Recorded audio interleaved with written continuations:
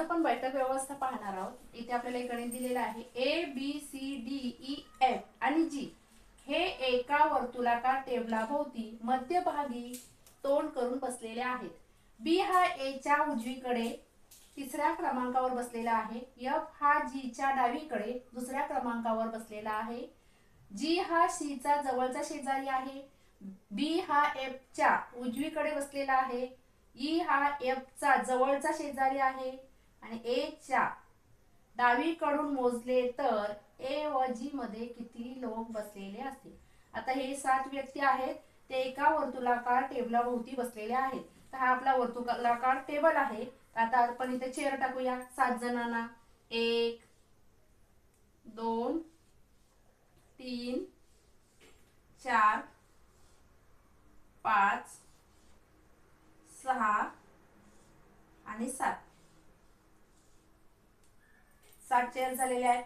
आता आपण इथे बघायचं कोण कोणाच्या शेजारी बसलेला आहे, कोण कोणाच्या उजवीकडे बसलाय, कोण कोणाच्या डावीकडे बसलाय.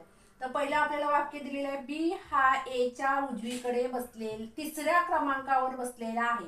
आता कोणाच्या? ए च्या उजवीकडे तिसऱ्या क्रमांकावर. आपण काय करायचं, इथे ए ला बसूया.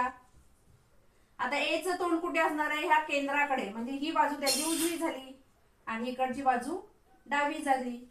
मग आता ए च्या उजवीकडे कितव्या स्थानावर? तिसऱ्या स्थानावर. 1 2 3 इथे कोण आला? बी बसलेला आहे. एफ हा जी च्या उजवीकडे दुसऱ्या क्रमांकावर बसलेला आहे. जी हा सी चा जवळचा शेजारी आहे. पण इथे आपल्याला काय दिलंय? बी हा एफ च्या उजवीकडे बसलेला आहे. कोणाच्या उजवीकडे? एफ च्या उजवीकडे. मग एफ बी च्या काय असणार आहे? डावीकडे असणार आहे. मग बी ची ही बाजू काय झाली? डावी, कारण त्याचा तोंड इकडे असणार आहे.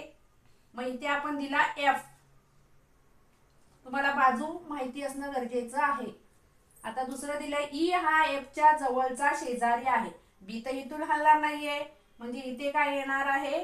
ई येणार आहे. हा त्याचा एफ चा काय झाला? ई हा शेजारी झाला.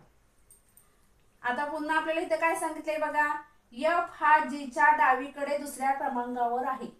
एफ हा जी च्या डावीकडे, म्हणजे जी हा एफ च्या कसा आहे? उजव्या बाजूला आहे. मग एफ च्या उजव्या बाजूला कितव्या स्थानावर आहे?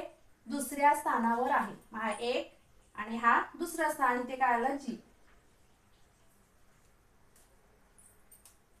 दुसऱ्या क्रमांकावर. आता जी हा सी चा जवळचा शेजारी आहे. बी तर इथं हलणार नाहीये, म्हणजे ह्या साईडला सी येणार आहे. हा जी चा शेजारी झाला. आता बी हा एफ च्या उजवीकडे बसलेला आहे, आपण त्याला आधीच बसवलेला आहे. आणि ई हा एफ चा जवळचा शेजारी आहे, ते झालं. मग आता प्रश्न काय विचारले आपल्याला? ए च्या डावीकडून मोजले तर ए व जी मध्ये किती लोक बसतील. आपला एक डी शिल्लक राहिलेला आहे. इथे आपली चेअर खाली आहे, इथे आपण डी ला बसून घेतलं. आता काउंट करा.